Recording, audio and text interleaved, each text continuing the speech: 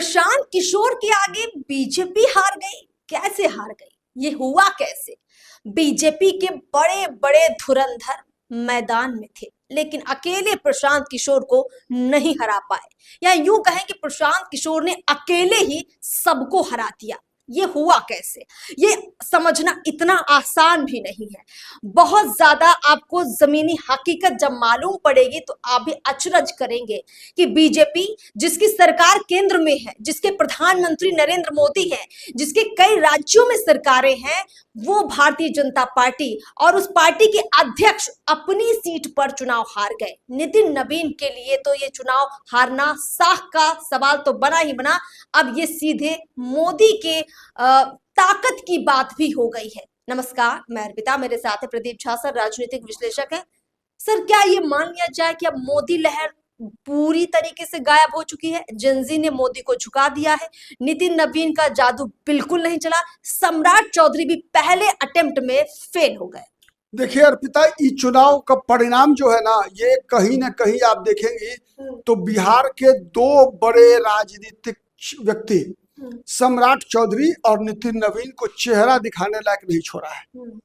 अभी दोनों चेहरा दिखाने लायक नहीं है, मुंह दिखाने लायक नहीं है। अच्छा, क्योंकि सम्राट चौधरी के मुख्यमंत्री बनने के बाद बिहार में ये पहला चुनाव था। ठीक है, ये सम्राट चौधरी के मुख्यमंत्री पद का जो अभी ये कितना दिन हो गया, लगभग 3 महीना हो गया, 3 महीना हो गया, 3 महीना ज्यादा हुआ। ठीक है, अब इसके कार्यकाल पर यह जनमत संग्रह था।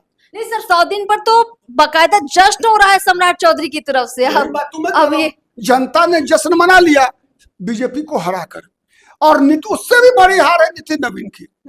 नितिन नवीन जो सीट मैंने इसलिए मैं नहीं कह रहा हूं कि नितिन नवीन की लोकप्रियता बांकीपुर में खत्म हो गई, लेकिन नितिन नवीन ने जिस प्रकार के उम्मीदवार का चुनाव किया, रणनीतियां खराब थी। नहीं, उम्मीदवार सबसे बड़ा फैक्टर था, उम्मीदवार। जैसा उम्मीदवार, देखिए ये चुनाव प्रशांत किशोर ने एक नैरेटिव जो तैयार किया कि बीजेपी सब दिन कहती है कि हम कुत्ता बिल्ली को भी टिकट देंगे तो वो चुनाव जीत जाएगा। ये नैरेटिव बीजेपी के खिलाफ चला गया है।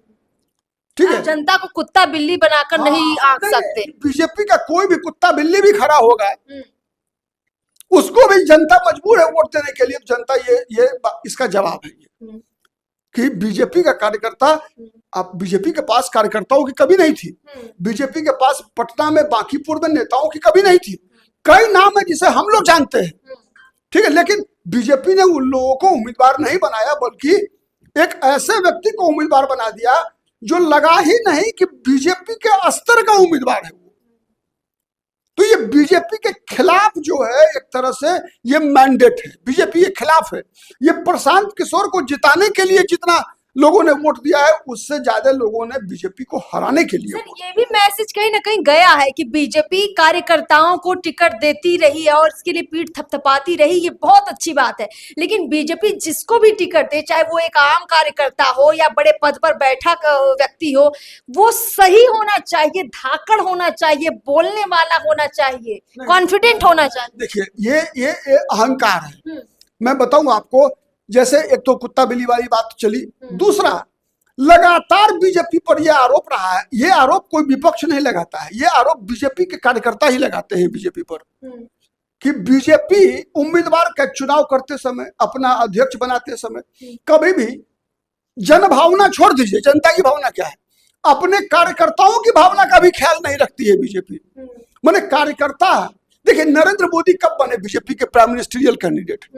आडवाणी थे, सुषमा स्वराज थी, अरुण जेटली थे, नितिन गडकरी थे, राजनाथ सिंह थे, सबके सब दावेदार थे पीएम के। उस समय में 2013 में जब नरेंद्र मोदी को प्रधानमंत्री पद का उम्मीदवार बीजेपी ने बनाया गोवा अधिवेशन में, लेकिन नरेंद्र मोदी को बीजेपी ने इच्छा से नहीं बनाया, आडवाणी की इच्छा से नहीं बनाया।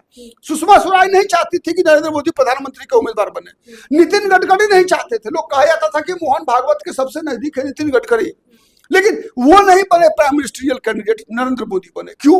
इसलिए कि बीजेपी पर दबाव था भाजपा के कार्यकर्ताओं का, बीजेपी पर दबाव था कि अगर चुनाव जीतना है तो नरेंद्र मोदी को बनाओ प्रधानमंत्री का उम्मीदवार।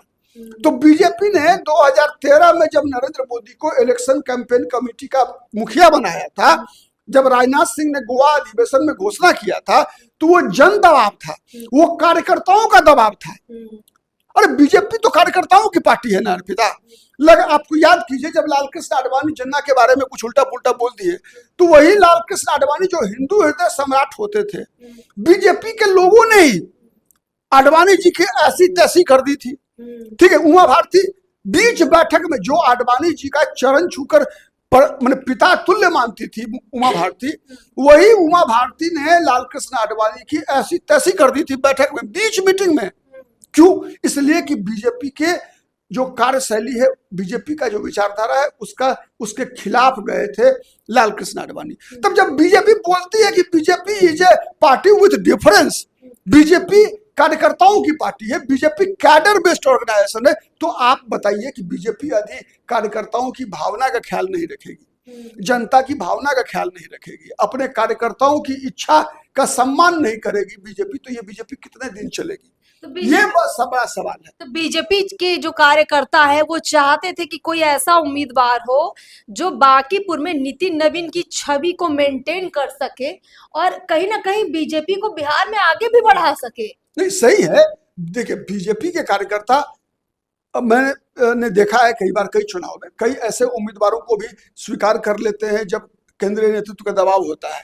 ठीक है, लेकिन ये जो उम्मीदवार पटना में थे नीरज सिन्हा, मेरी कोई व्यक्तिगत ना जान पहचान है ना दुश्मनी है, लेकिन इस उम्मीदवार के पक्ष में बीजेपी को कैडर वोट भी नहीं मिला। ये सवाल है खड़ा हुआ कि बीजेपी को कैडर वोट क्यों नहीं मिला? जो बीजेपी आज से 9 महीना पहले चुनाव में 51,000 वोट से जीतती है, आप कल्पना कीजिए ना कि बीजेपी का नुकसान कितना वोट का हुआ। 51,000 की जीत और आज प्रशांत किशोर से हार। कैसे आप इसको समझ रही हैं? आप कितना वोट का माइनस में गया बीजेपी? पूरा टूट गया। कैडर ने बीजेपी को वोट नहीं दिया है, कैडर के परिवार ने वोट नहीं दिया है, यानी यहाँ तक कि बीजेपी के जन्मजात जो समर्थक रहे हैं उन लोगों ने बीजेपी को वोट नहीं दिया, बल्कि बीजेपी को हराने के लिए प्रशांत किशोर को वोट दिया। आंखें खोलने का काम भी किया है। और निश्चित रूप से, चूंकि देखिए कोई इंसान या संगठन अपनी गलतियों से सीखता है तो निश्चित है कि बीजेपी को सीखना चाहिए। और लेकिन एक बात है कि मिट्टी पलीद तो हुई सम्राट चौधरी की और नितिन नवीन की, दोनों की मिट्टी पलीद हुई है। बांकीपुर की जनता ने ये दिखा दिया है कि बिहार को क्यों लोकतंत्र की जननी कहा जाता है। बिल्कुल, ये साबित कर दिया कि 9 महीना पहले जब हम आपको जिताते हैं 51,000 वोट से, तो आपको फिर 9 महीने बाद हरवा भी सकते। और सिर्फ बांकीपुर में नहीं, बिहार में इतना बड़ा मैंडेट दे दिया 202 सीटों का। वही बात मैं बता रहा हूँ ना कि जो बिहार आपको 9 महीना पहले एकदम इतिहास रच के बहुमत देता है, आपको सिंगल लार्जेस्ट पार्टी बिहार में बना देता है, वो बांकीपुर जो आपका गढ़ है जहां 50,000, 55,000, 60,000, 72% वोट आप अकेले लेकर आते थे, उस विधानसभा सीट में आपको जो है धूल चटा दिया बीजेपी आपके जनता ने। तो ये हम तो कंफर्म बता रहे हैं, बीजेपी को आम जनता ने तो सजा दिया है, लेकिन बीजेपी के कार्यकर्ताओं के बगावत के बगैर ऐसा परिणाम संभव ही नहीं था। नहीं संभव था, कार्यकर्ताओं के बगावत का परिणाम है ये। बिल्कुल। चलिए सर, कुल मिलाकर देखिए बांकीपुर अब यही कहा जा सकता है कि बीजेपी वाले समीक्षा करें या बीजेपी वाले खुद आकर यही कहेंगे कि वो समीक्षा करेंगे। खैर जो भी हो, जनता बार बार मत के जरिए ये बताती है कि उसके जहन में क्या चलता है। वो किसी भी पार्टी को तानाशाह नहीं बनने देती, ना ही अपने ऊपर राज करने देती है, क्योंकि जनता खुद राज करना जानती है इस लोकतंत्र में। देखते हैं कि अब बांकीपुर के परिणाम से बीजेपी क्या अगला स्टैंड लेगी। फिलहाल इस बातचीत में इतना ही। नमस्कार।